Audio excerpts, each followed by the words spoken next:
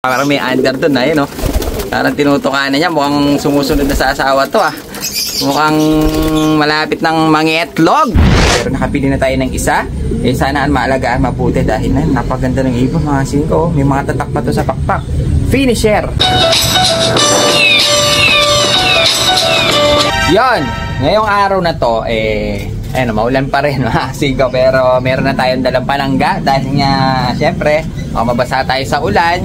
Ngayong araw na to pipiliin na natin kung sino pagbibigyan natin dun sa ating finisher na Jansen. Mamaya sasabihin natin sa Facebook page. Abangan nyo yan mga singko. So yun baka kasi umulan pwede tayong magpayong para hindi tayo mabasa. Siyempre bubuksan lang natin ito ng ganyan.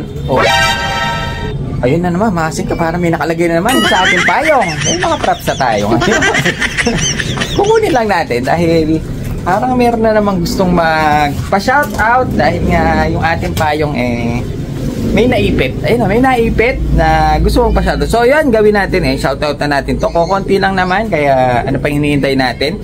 Shoutout na natin si Raymart Figueras, Turbo Blitz Loft, Magalang, Pampanga, Rosario Jover ng Pangasinan, Lida Ramos ng Pangasinan, parehas ng Pangasinan, JH ng San Pablo, Laguna, Lebron Lariosa, Hernandez Trey na Raymart ng Manila, mga singko. At last na natin si Ryan Lapus ng La Paz, Tarlac. So yun, ngayon gagawin natin, wala namang ulan, di na natin kailangan yung props na payong. Yung ating, asa na ba natin nilagay? Yun, nandito na pala. Hiniwalay na pala natin kanina. Nilagay na pala natin dito sa ating training box. Ito na siya. Ito yung ating kumakaway na. Ito yung ating Jansen na babae. Ito yung pamimigay natin. Kung makikita niya, medyo naglulugon na nga siya Baka matanggal na yung kanyang tatak sa pakpak. Magkabila yun ang may tatak niya. Finisher ito mga singko, South Ikinarera. Bali, ito yung pamimigay natin at pipili na tayo mamaya. At ilalagay natin sa Facebook page at saka sa Facebook profile natin. Kaya abangan nyo kung sino mapipili natin. Gusto ko sanang bigyan lahat kaso talagang isa lang Isa lang. Kung lahat talaga hindi ko kaya. Ang dami nag-share, ang dami nag-like. Yung mga tropa pips natin na gusto magkaroon at gusto natin mabigyan. Mga singko. Pero nakapili na tayo ng isa. Sana maalagaan mabuti dahil napaganda ng ibon mga singko. May mga tatak pa to sa pakpak.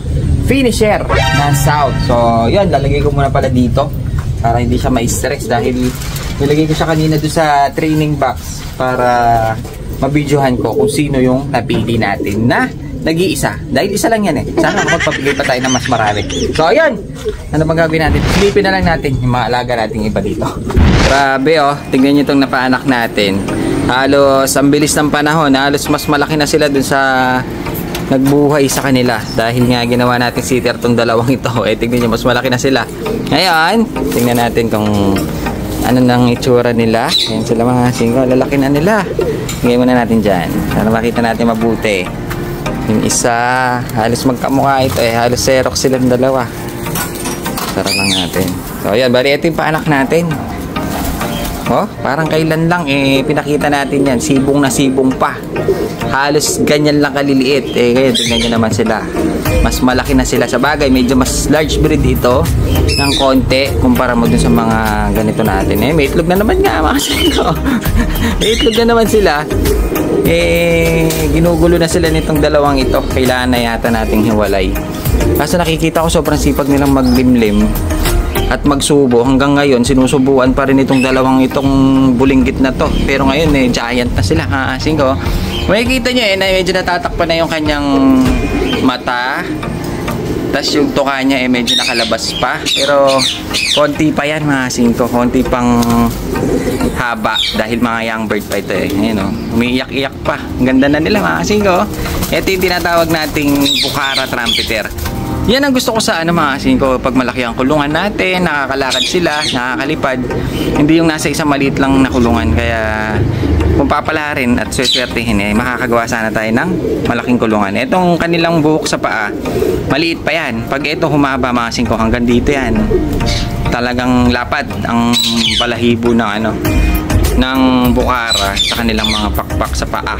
Pakpak ang tawag namin dyan dahil nga tingnan mo, kasing haba ng pakpak yan kapag nag-mature talaga sila. Kaso dahil nga young bird pa yun, no? Maninipis pa. Pero pag yan kumapal, napakaganda nito. Mali, ito yung napanak natin dalawa. Ang bilis ng panahon. Maliit lang ito. Ngayon, tignan nyo naman, oh. Ang laki na nila. Ang maganda dyan, magkakulay para dyan sa relax, oh. Wala silang ulo. Parang silang pugot na ulo. Ayan, oh. May puyo sila. Just meron silang, ang ganda. Ang daming design nito. Ang gusto ko dito, pag nag-matured na, pag bumara ko, iba rin ang tunog. Dahil nga, tinawag silang bukara. Trumpeter.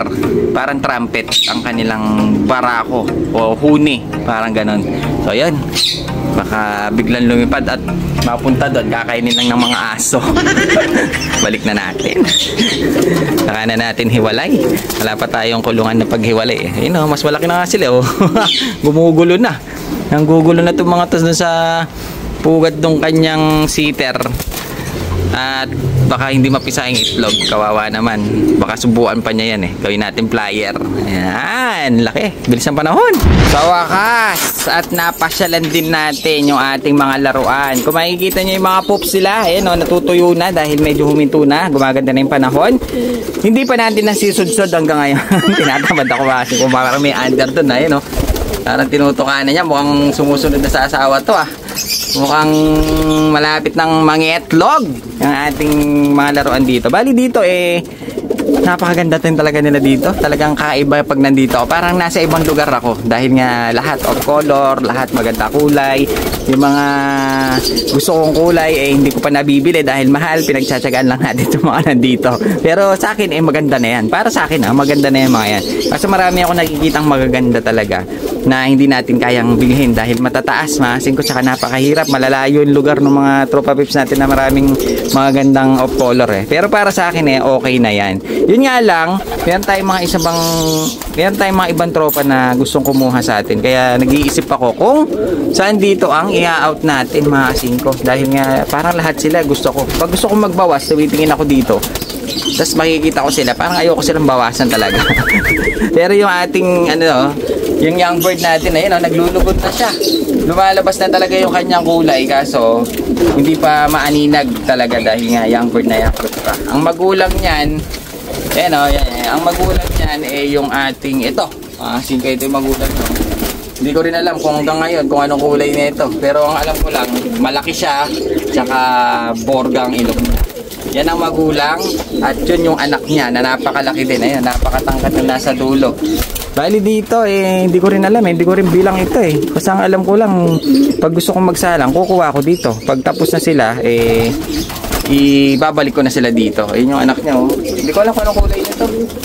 Dahil nga wala akong ganyang kulay, kaya hintayin natin siya hanggang maglugon. So ayun, at least kahit pa paano nakita natin yung mga laruan natin dito. Wala silang mga pangitlogan dito mga singko dahil yung kanilang box perch pahiga, pasudsod. Hindi sila makakaitlog dito. Kung may itlog man sila, babagsak dito sa ilalim. So ayun, kailangan nating maglinis. Dahil nga, tingnan nyo, ang kakapal na. Nag-iipon yung mga dumi na nila. Kailangan na natin malinis. Kailangan na natin si Mura na. Mahal pa. Mura na, mahal pa. Yun may nagdala sa atin mga singko. Isang pares na off color. Tingnan nga natin mabuti. Ang ganda ng kulay Kaso ang problema, wala silang leg band. Walang leg band tong, pero maganda kulay. Puti ulo, black check. Puti ang ulo na, ano bang tawag dito? Parang golden, mga singko. Ang ganda ng kulay nito. Ngayon, silipin natin. Tingnan natin kung maganda katawan. Dala to ng tropa pips natin. Ito yung isa. Ang ganda niya, Para siyang saddle, kaso ang buntot niya blue bar. Pero ang saddle kasi hindi ganyan mga singko. Pero maganda yung markings niya. Ang maganda dito, halos Xerox sila. Bagay na bagay sila nitong kasama niya mga singko. Dahil ito, checket na black check na white top. Ang ganda nito sa lumilipad mga singko. Pag lumilipad dito, ang ganda kita yan sa ere Uy, akin yan dakit. So yun, bali ito yung isa. Ang hindi ko lang alam dito mga singko kung asan ang babae lalaki. Dahil nga kakadala lang sa atin ito ng tropa pips natin. Silipin natin yung mas magandang kulay. Ito. Mas magandang kulay na itong isa Ito naman mga singko parang golden siya. Ang ganda ng kulay niya. Hindi siya yellow. Ito yung tawag parang khaki ang kulay. Pero nahaluan siya ng puti. Ang ganda ng kulay Ang ganda ng pagkaka-blend ng kulay niya. White top na parang Johnson Relax. Pero Coffee mate. Coffee mate ito. Hindi siya choco na gatas. Coffee mate ang kulay. Ang ganda ng kulay na ito. Mas maganda ito pag lumilipad. Dahil ito, kitang-kita mo. Pag ito, lumilipad sa ere, alam na alam mo na nasa ito. Mga singko, dahil tingnan mo naman ang kulay. Parang walang ganitong katulad na kulay Iisa ang kulay. Ito yung tinatawag ni John Lloyd na Soldier Pigeon. Ang tawag ito, Soldier Pigeon. Kaso, mas maganda ito dahil white top siya. Mas na iba ang kulay niya kumpara mo dun sa mga solid na... Meron kasing mga solid na ganyan na kulay. Kaso, ito, white top. Bagay na bagay silang dalawa. Dahil nga isang pair lang ang binigay sa atin. Di-display natin sila na magkasama. Bakit sanang mabiyak ito dahil mas maganda kung silang dalawa makuha. Para lahat ng iaanak, kung di ganito, ganun sa kabila. Na white top din. Parehas puti ang ulo pero ang ganda niya Grabe, ang ganda na kulay. Ang hindi lang maganda dito ba, singko, parehas silang walang leg band. Maganda na sana kulay kung naka-club ring sana. Kaso parehas silang walang sing-sing. Pero sa kulay, panalong-panalo to. Kung mahilig sa mga off-color, sing-singan nyo na lang yung mga anak. Dahil nga sa kulay lang, panalo na. Kung gusto nyo kunin yung kulay, kung gusto nyo mangulay, pwedeng-pwede itong dalawang ito. So, yan, paglalabas natin, magkasama silang dalawa. Pag i-out natin, magkasama sana. Dahil nga, parang lalaki nga, mga singko, parang bumabara ko siya kanina Parang ito siguro ang babae, pero maganda siya, mga singko. So, yan, igawin natin, ilabas natin na magkasama. Ibenta natin na magkasama din.